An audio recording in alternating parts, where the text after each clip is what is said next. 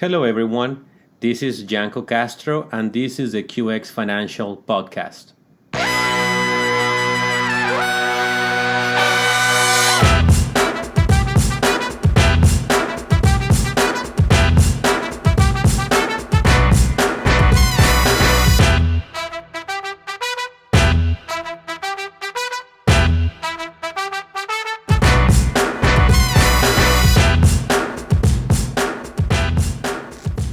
All right.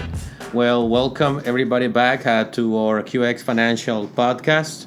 Today, we're going to be talking about finances during the time of COVID. Uh, I think this is no surprise to any of you that COVID-19 has been extremely disruptive in all areas of our life here in the United States. You know, all the economic sectors, the markets, the labor market, everything is being affected. So in some cases, even upside down. They have gone upside down in so many ways, in so many fashion. It's been a crazy time, and we really have not done any new podcasts lately because we've been kind of waiting to see how things develop and wanting to see kind of what happens in the markets and in the financial world. And we still don't have full clarity, obviously, of what the future holds. Things are becoming a little more clear as the months have gone by since the end of March. But today I want to talk about something different, not just the macroeconomics of COVID-19, but actually how is this affecting everyday people. A lot of our listeners sent us really good questions. I have like 9 or 10 questions that I would like to address in today's episode in regard, personal finance, in the time of COVID. What are some of the things that they can do? Some of the things that they're worried about. So I figure we'll do an episode on this. Maybe some of these answers, some of these ideas that we are sharing with you today might be of help to you in some sort of way, right? If they're not, you can also let me know. But before we get started, don't forget to subscribe. You have the subscribe button whether you're listening to this on YouTube or iTunes. You can subscribe so you get all the new episodes. We have new episodes coming up every week, pretty much, for the last quarter of 2020. So if you don't want to miss them out, you want to have access to them, do not forget to subscribe. If you have anything to comment, you can always comment, or you can shoot us an email at the address in the description, or support at qx-financial.com. All right, so let's get going here. So the first question that we received from our listeners is, how do I budget when I have a limited income because of COVID? How do I track my expenses when I have a big family and different lines of credit? That's a very good question. There's a lot of things changing in our everyday life because of COVID, right? We cannot go out to the same places. We cannot be outside the same amount of time. Some of that is a good thing, I guess, but a lot of that is not positive. It's been really disruptive to our everyday lives. So as far as the budgeting, I guess my advice will be have a budget. If you've never actually have developed a budget, go on ahead and do one. And there's going to be two kinds of people when it comes to budgets, right? You're going to have the kind of person that is going to do old school, write it down, maybe even do a spreadsheet on their computer and keep track of every expense.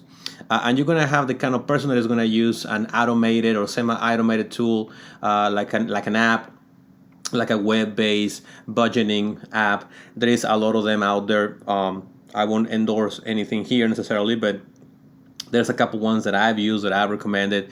You can shoot me an email if you want to know what I use and what I recommend.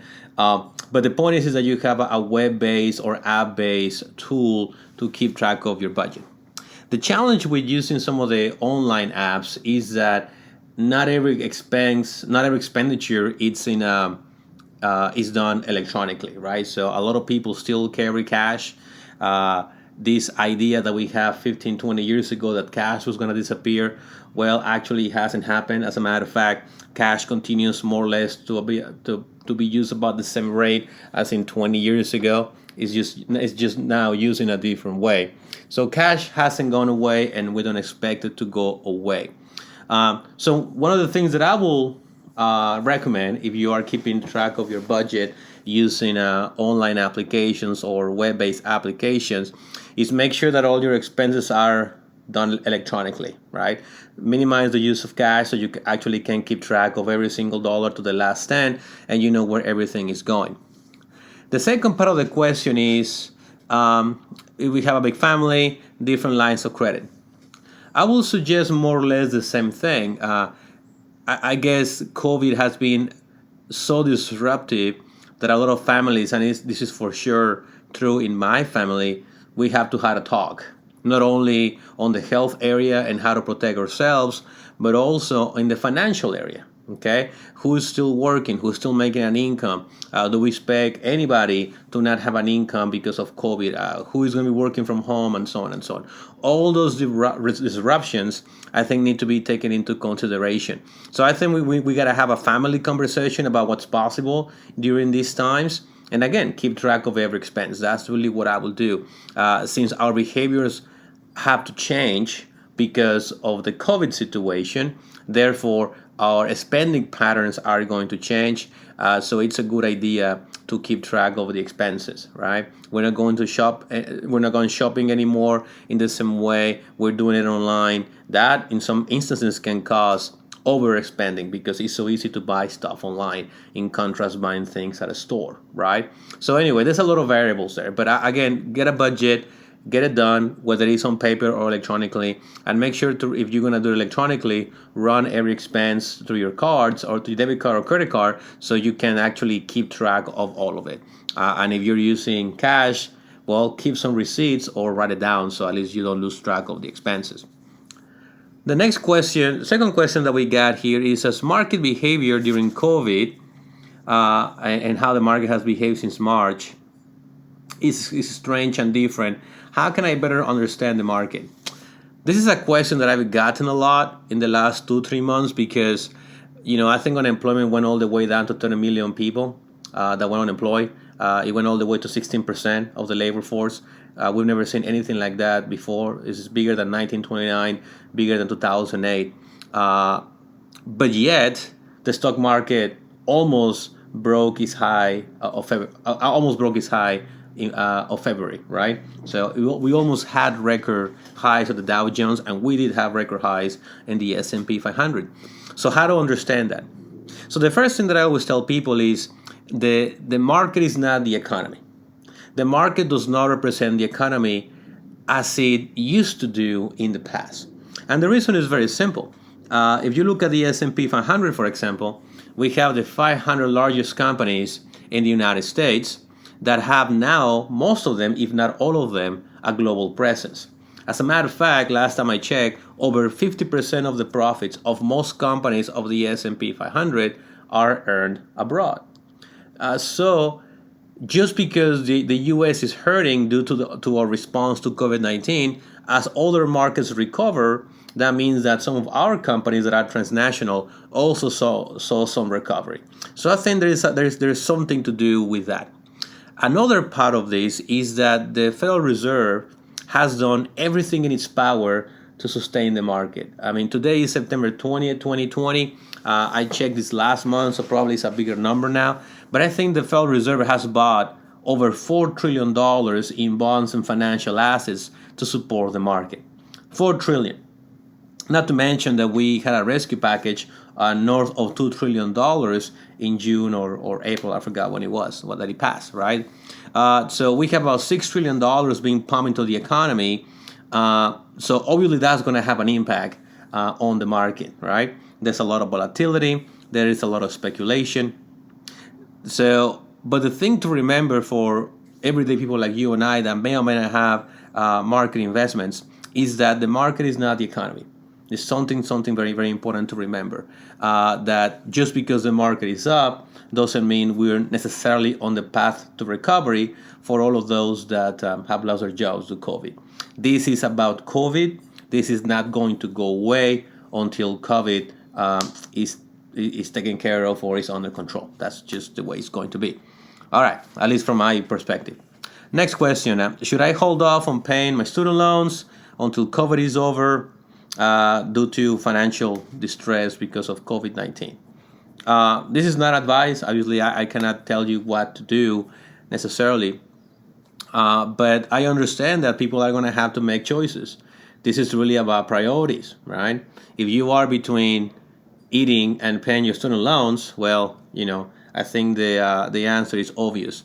But I have heard and I've seen on the news some companies, some lenders are providing some sort of relief because of COVID-19. So I will highly encourage you guys to reach out to your lenders. I know the federal government has not taken any clear action on this, but I will reach out to your lenders if you have any private lenders and see if there's anything they can do to delay, maybe give you postponements. If you have an income-based loan, maybe there's something they can do to help you if you lose your job, if you're getting unemployment. Again, I'm not an expert on student loans, but I've heard and I've seen that some companies are providing relief. But bottom line, I think is for everybody, is going to come down to priorities. How do I prioritize my expenses with the limited resources that I have? And if it's between rent or between food and student loans, well, there you go. Now, one thing to remember, however, is that student loans cannot be discharged in bankruptcy. So if you don't pay your loans, you can potentially get into some legal trouble. So make sure to reach out to your issuer and have an honest conversation about what's going on and see if there's any relief that you can receive from them. I will definitely do that. The next question is, how can I reduce my expenses during COVID? Well, that's a good question. Every person obviously is going to be different, right? A lot of people have been able to keep their jobs and work, and now they have to work from home. So that means less gasoline, less transportation. Obviously, they're not eating out as much now; they're eating home. So there should be some savings there. However, there might be other expenses that were not planned. Consumption of power, electricity, gas, because now we're home all day. More Netflix, more iTunes, more computer software investments in order to be able to stay active. Maybe buy some equipment that is required. I mean, every person is going to be different. But what I will say basically is, if you are staying put, if you're self quarantine, or you have an order from your state or your city to stay indoors, my assumption is that you'll see your expense to go down because you're eating less outside, right? Of course, you can get delivery and all that. In my personal case, that has disappeared pretty much from my life. In the last 4 or 5, 6 months, I have not been able to eat outside. I've been trying to support my local businesses in other ways. But it's just difficult because of the situation that we're in. And I'm in Southern California, so that might be different from your situation in your state. But my assumption will be that expense across the board, generally speaking, assuming the same income, have gone down. So again, I will do a quick review of your priorities, your expenses, and if you can, I will highly encourage people to start saving. And actually, that leads to my next question: how can I build a strong financial foundation that can survive this volatile time? If you've never had a financial planning conversation with a professional, this might be the best time to do it. Obviously, I'm biased. I'm a financial professional myself. I'm a financial planner. So obviously, you can always reach out and talk to us. But if you don't want to do that, you have somebody local that you want to talk to, I will definitely recommend that. Because there is a lot of ideas, a lot of ways to protect yourself against situations like the one we're just facing. You don't want to be in a situation like a lot of people are right now, where they have a lot of assets tied up in other places that they can use, and now they have a liquidity emergency and they have no money to respond, right?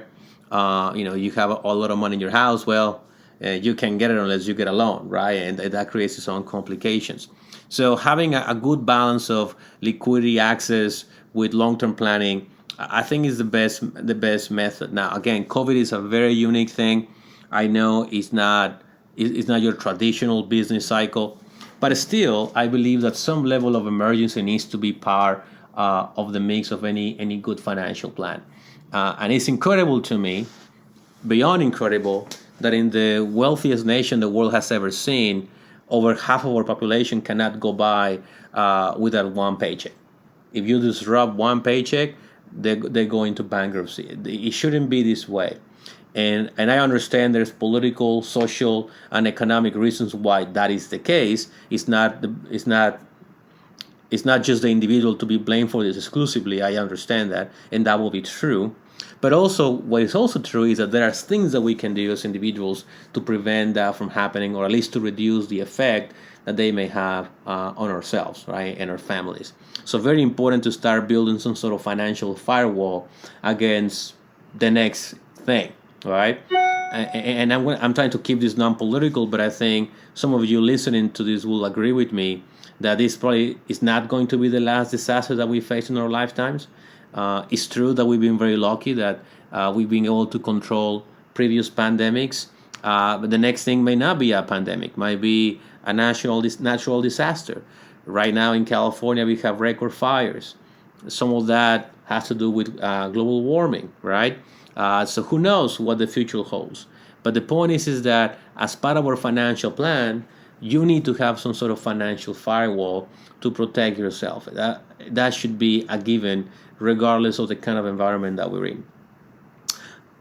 I think I can make one last point on this, which is before COVID, up to March of 2020, we have the longest bull market and the longest GDP expansion in the history of the United States. Bigger than the 60s, bigger than the 1990s, and longer too. So I think a lot of people got complacent, to be honest with you. I think people really quickly forgot about 2008. They forgot about 2000 and 2001, and they assume GDP expansion and unemployment growth became the new normal. It's like it seems like all of us forgot Econ 101, right? And what the business cycle does. Yeah, it's true. Again, COVID-19 has nothing to do with the business cycle. But it's also true that we were already seeing problems in the manufacturing sector before COVID-19 hit. So we were in a pre-recession already. We were seeing some issues, some cracks in the environment, even before COVID-19 came into the picture. Now, I don't know if that would have caused a downturn, obviously, but this idea that just continuous growth nonstop is a new normal in the United States, it was never going to be the case. We didn't know when. It was a matter of it wasn't an issue of if. It was about when, right? So keep that in mind as you put your next financial plan together. The next question: long-term impacts of COVID on the economy. Many. That will be a topic for its own podcast. If you want to hear more about that and our opinion on that area, feel free to comment or email us about it. I'm happy to do a podcast on that if that's of interest to the audience. But I think I'm gonna emphasize too. Number one, changes in the labor market. I think that's clear to anybody that is working from home. I think companies are realizing that their capital investments, as far as office equipment and other things, may not have to be as large moving forward because people are getting used to working from home and working remotely. So don't be surprised if a lot of companies continue down that trend. I mean, I read, I forgot the publication, I read online that Google has told their employees that they can work from home until the summer of 2021. Well, who knows if that trend will continue? And it's not just the tech. It's not just the tech sector. I think the financial sector is the same.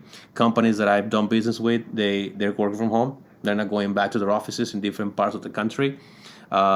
Kids are still not going back to school in some parts of the country, so parents need to stay home if they don't have childcare. There's a lot of disruption, and I think that will create a long-term realignment of companies' priorities and how they hire. On the other hand, though, you have small businesses.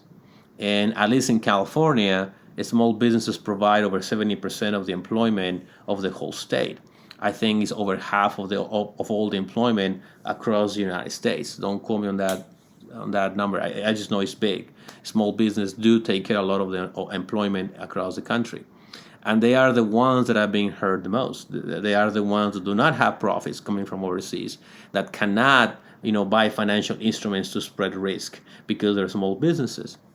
Will they be back? Will they come back? It's a good question, and we don't know. The truth that we don't know. A lot of them are behind in their leases. Are they going to be able to catch up? Are the landlords willing to renegotiate those? Are the customers going to come back? and patronize those businesses.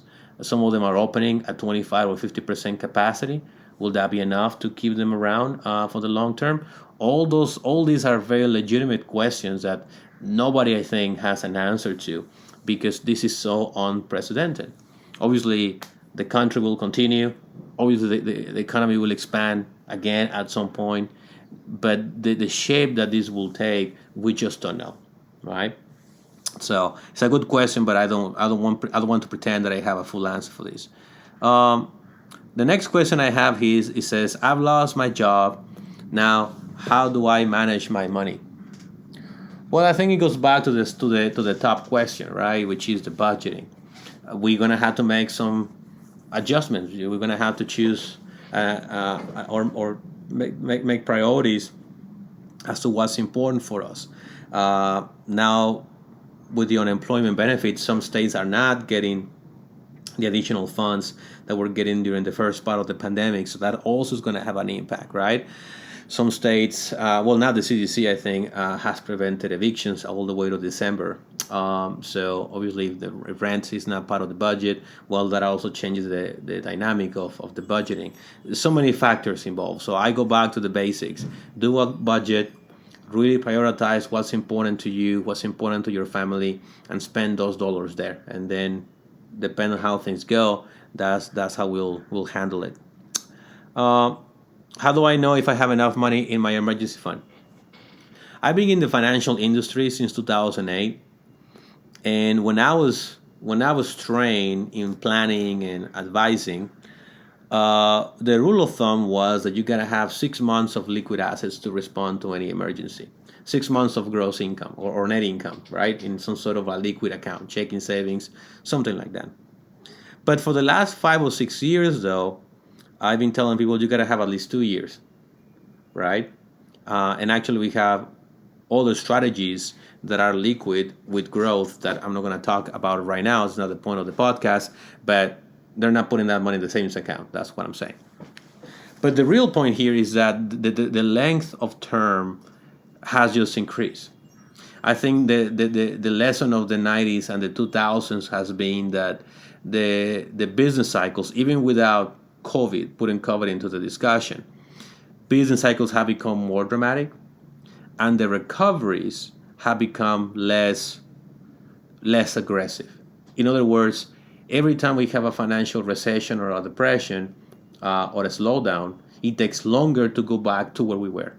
See, so when you look at the 80s and early 90s, it took an average of 6 to 12 months for GDP to go back, quote unquote, to normal.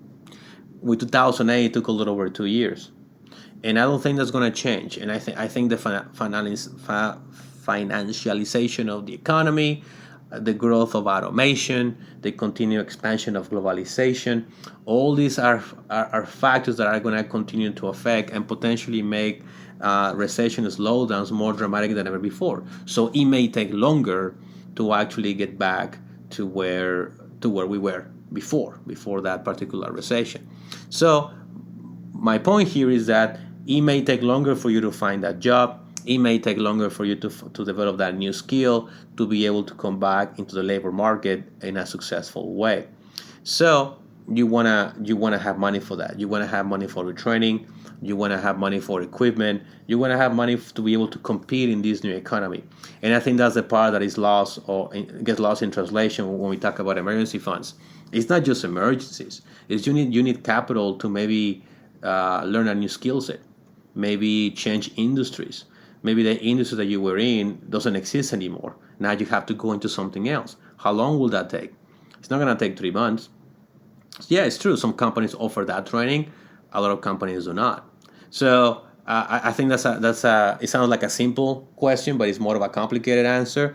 I'd rather be in a situation where I have most of my money growing, but also most of my money liquid. And that's something that actually we can teach you how to do if you want. You can reach out for that. All right. And the last question that I have here is, how do you save money when the rest of your family doesn't think it's important? Well, yeah, that's actually a very good question. I think that in my experience, it's really all about values. and it's really all about objectives and priorities.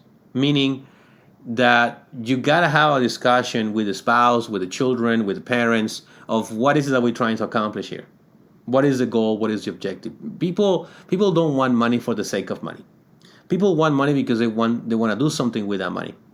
So I think the first step is to discover what is that thing that you want to accomplish. What's important to you? Is it financial security? Is it to buy a particular product or a service? What is it that we're trying to do here?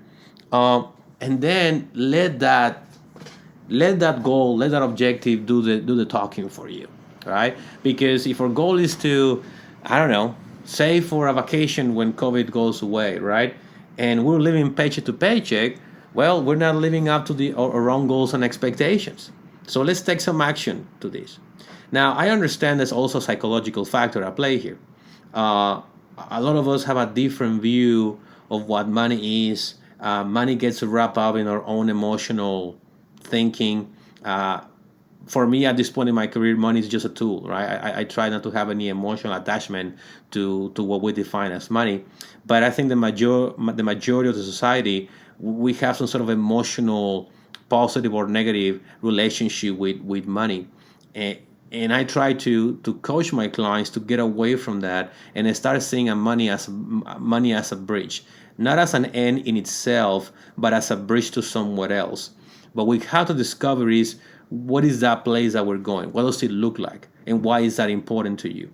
Because once people make that commitment to that goal that is important to them, then the action will follow. See, so you gotta have the thought first. You gotta visualize it first before the action happens. So as you do your budget, as you write down your priorities, get everybody involved in the family if you can, and get people imagining and thinking and say, what is the goal? What do we want to accomplish in this family? And then get all the boats going in the same direction. This sounds easier as we explain that actually getting it done. But take the first steps. Don't be afraid. Have the conversation, and I think you'll be better equipped to deal when you get situations like this, right? Or when we have that desire to go buy that new shiny thing, we decide not to do it because we have a bigger objective that we're preparing for. So I think that's the best advice that I can give in that area. All right, guys. Well, thank you for taking the time to listen to me. I really appreciate it. I wanted to answer some of the questions that we got from the listeners and from the viewers of our videos. All of these are great questions, so thank you for submitting them. If you have any additional questions that you would like to get our opinion on, or you would like to hear in the next podcast, by all means, feel free to reach out to us, support@qx-financial.com. You can go to our website, www.qx-financial.com. There is a contact form there. I believe my email is there as well. If you want to email me directly at janko@qx-financial.com. Everything is there. So if there's anything that we can do to help, by all means, feel free to reach out. But until then, have a wonderful day. Stay safe. And see you guys next time.